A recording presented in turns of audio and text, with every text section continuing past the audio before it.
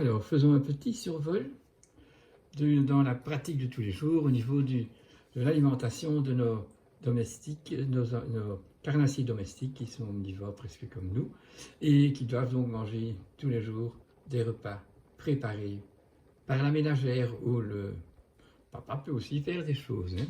Alors voilà, ici j'ai préparé le repas pour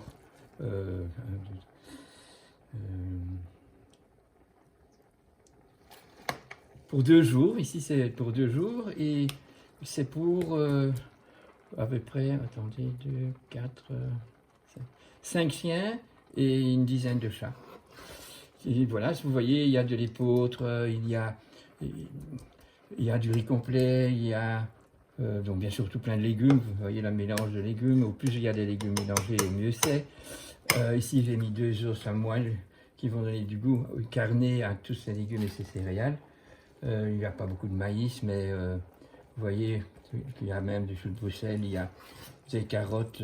Donc voilà, donc c'est au fait le repas typique naturel que la nature nous a montré. Quand un chien ou un chat attrape une proie, eh bien il ne mange pas la viande directement puisqu'il doit manger chaud, puisqu'il ne peut pas manger de cadavres et que bon, le râble du lièvre est quand même protégé par un manteau de fourrure et la cuisse du poulet est pleine de plumes, donc pas moyen d'arriver directement au beau morceau de viande, mais ils ouvrent les tripes et dans les tripes nous avons un mélange terrible de tous les légumes, les fruits, les écorces, les insectes, les araignées, même parfois des vers de terre. Vous voyez bien que la poule elle picore dans tout. Et donc le mélange est magnifique. Et alors le choix, bon, ils ne savent pas choisir, ils savent manger ce qu'a mangé les poules et les faisans. Et c'est donc toujours du terroir et c'est toujours le plus frais qu'on peut faire. Les choix sont donc faits par la nature et les animaux, disons, inférieurs aux chasseurs, qui sont les chats et les chiens, eh bien, préparent au fait des aliments beaucoup plus biodynamiques que quand on les prend directement nous-mêmes. Donc la cuisson, c'est quelque chose qui nous a été appris quand on observe bien comment mangent nos carnassiers. Et donc il est impossible de savoir se laisser prendre à des âneries qu'on mange toute l'année un aliment industriel et qui ne change pas par les saisons, qui ne change nulle part, qui est toujours tellement mauvais qu'il n'y a pas une mouche qui va se mettre dessus parce que ce n'est pas recyclable. Quand vous avez un beefsteak et vous laissez 3 heures sur la table, et bien vous allez voir, quand s'il n'est pas dans le frigo, qu'il va détériorer, qu'il va donc faire son recyclage, il va retourner à la source pour être recyclé. Donc tout ce qui est plastique, qui ne contient plus rien de vitalité, de ce qu'on peut avoir, la force éthérique, ce qui fait vibrer les vitamines et tout ce qui sont dans les aliments naturels. Alors fin de cuisson, ici je donne des fibres, c'est du son. Parfois c'est du son d'avoine, parfois c'est du son de l'épeautre, donc ça varie, c'est très bon. Et on le met à tard, puisque vous savez que les fibres ne sont pas digérées par le système des petits intestins, ce n'est que dans le côlon qui se fait, et qu'alors nous sommes gentils avec la faune et la flore, le microbiote qui y est, parce que quand on donne ça en fin de cuisson, eh bien, il va donc s'imprégner et prendre beaucoup des éléments qui sont dans la cuisson générale, et les fibres qui sont là vont être une nourriture extraordinaire pour le microbiote qui va offrir en transformant, en métamorphosant le son, le son en vitamine, surtout en beaucoup de vitamine B et même des vitamines C. Et en plus, elles sont nourries et elles se portent superbement bien. Ce microbiote. Alors, je mets toujours des graines de lin en fin de cuisson. Voilà, ici c'est des graines de lin, j'espère que vous le voyez. Hein, des graines de lin. Et alors, pour donner un bon arôme, ici, hop, ça, et ça, on ne sait pas vous montrer, parce que l'odeur, on ne sait pas vous dire, voilà, n'est-ce pas? Voilà, ces 3 choses sont mises en fin de cuisson et ne vont donc jamais détériorer. Tout ce que ça peut apporter reste présent et se remélange avec la totalité ici. Voilà. Vous voyez, la dernière chose, c'était du fenugrec.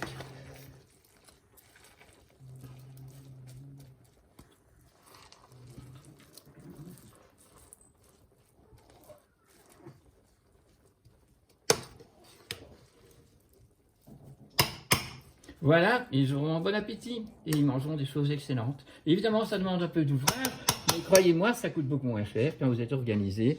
C'est des choses qui vont très très bien. Merci pour cette écoute. Donc, pour les chiens et les chats, et pour moi, mon petit déjeuner d'hiver, avec une pomme coupée en blocs, avec un jambon de Parme coupé en petits morceaux. Waouh! Ça va être bon. Donc, comme vous devez le remarquer, dans notre société, c'est plus dans notre civilisation, puisque quand on est planétaire, globalisant, ben, nous sommes dans l'économie, nous ne sommes pas dans l'écologie. Et tout ce qui compte, c'est le matérialisme dans lequel on est.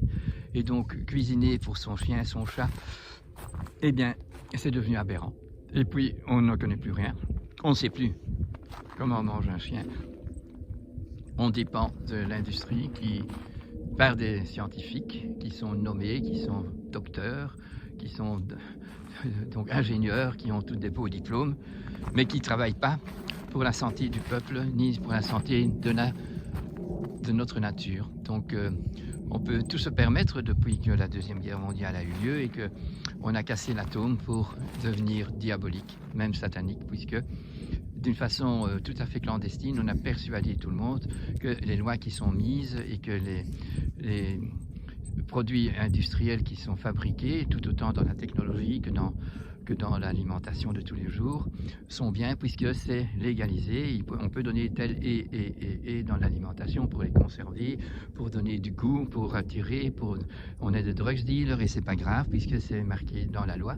On peut mettre tel et tel pesticide, tel engrais chimique, on peut mettre tous les animaux en exploitation et c'est toléré. Et quand on entend le mot exploitation, il n'y a personne qui est écœuré parce que c'est comme ça depuis trop longtemps et que tous ceux qui sont nés depuis que c'est comme ça trouvent ça normal. Et donc nous arrivons donc au moment où le Titanic dans lequel on est, qui s'est donné tous les pouvoirs avec toute l'énergie atomique et les énergies solaires et les énergies des éoliennes et les batteries et tout ça ne sont plus considérées comme toxiques et mauvaises, même au contraire, mais pourtant on sait que quand on met une éolienne, que nous allons exterminer tous les animaux qui travaillent avec sonar, et c'est déjà comme ça avec les chauves-souris, et nous voyons déjà que les cétacés, que les dauphins, que les baleines peuvent ne plus s'orienter, et on en a eu même qui sont arrivés près de Big Ben à Londres. Donc nous désorientons tout ce qui existe sur cette terre, et nous faisons ça, c'est une façon légiférée, et donc automatiquement, ce qui est artisanal, ce qui est naturel, ce qui tient compte de la biologie, de la nature, de l'art de vivre, est devenu mis sur les champs des accusés, puisque si vous avez pris du lait d'une vache fraîchement, vous risquez d'avoir des colibacides, je ne sais pas quel autre microbe qu'on a pu voir dans les labos, et donc tandis que quand on a passé à ultra haute température, ben, il donne l'Alzheimer, ça c'est pas grave, ça se voit pas tout de suite, il donne des cancers et tout ce que vous voulez, et tout ça c'est su, puisque les scientifiques savent ça, mais ceux qui sont sages en tant que scientifiques interdisent d'utiliser tout ce qui peut être néfaste à long terme aussi, pas simplement à court terme. Mais non, c'est pas comme ça. Une fois qu'on a découvert quelque chose qui peut rapporter, qui peut se globaliser, qui peut être vendu dans le monde entier, si mes biscuits que je fais chez moi artisanalement avec des céréales qui viennent de chez moi du terroir, eh bien, je veux rentrer en bourse, mais alors c'est plus possible de pouvoir donner artisanalement des bons biscuits. Non, non, il faut rentrer, eh bien, donc dans la bourse, dans l'économie mondiale, et à partir de ce moment-là, bien sûr, il n'y a plus rien de naturel dans mes biscuits et ils peuvent emballer dans du plastique. Et, ils sont donc quand même dénaturés. Donc le mot le dit, quand tout ce qui est dénaturé nous rend malade à long terme, et si c'est la première fois qu'on prend un truc dénaturé, ben, on pourrait avoir une maladie aiguë, puisque c'est la première fois qu'on mange un truc qui n'est pas naturel.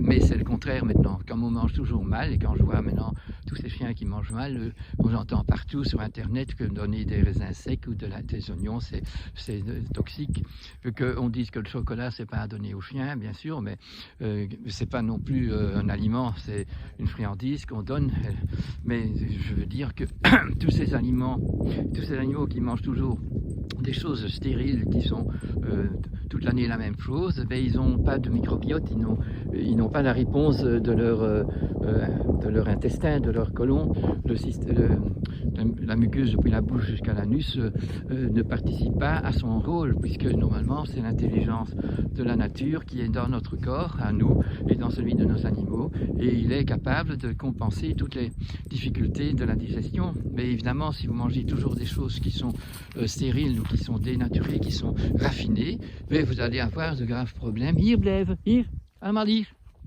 allemaal hier. Nous allons hier, neige. Nous allons avoir à chaque fois qu'il mange un produit qui est sain. Si vous mangez du pain blanc toujours et du cornflakes et que je vous fais une soupe aux choux, et bien le lendemain vous avez le tram pour vous tout à fait libre, puisque vous proutez tout le temps, vous avez des météorismes. Et bien c'est pas parce que mon chou était malade, était faux. Non, c'est simplement parce qu'il était bien, mais que vous êtes très malade parce que votre intestin n'a pas de moyen de digérer. Parce qu'il manque la faune et la flore intestinale qu'on appelle le microbiote.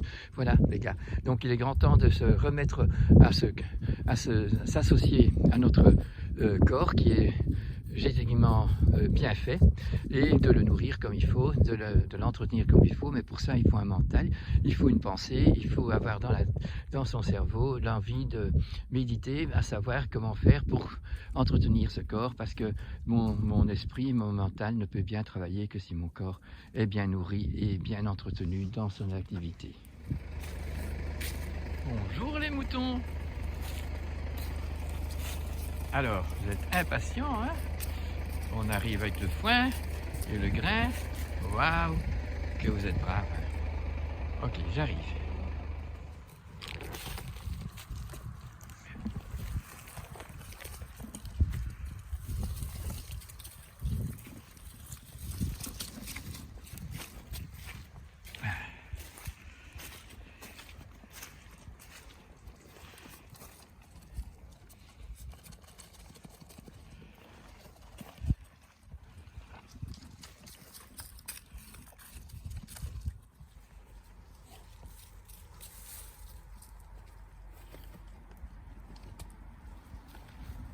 Oui, oui. Ce foin, dommage que par l'image, vous ne pouvez pas le sentir. Il est pris ici et il sent tellement bon.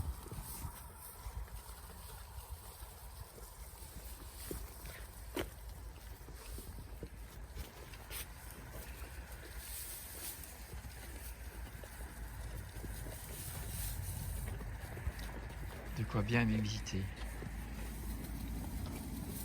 L'agneau, symbole de la paix, du sacrifice pour le bien. Et une petite méditation avec les chevaux. Ces êtres qui sont verticaux, qui tiennent debout, qui savent dormir debout.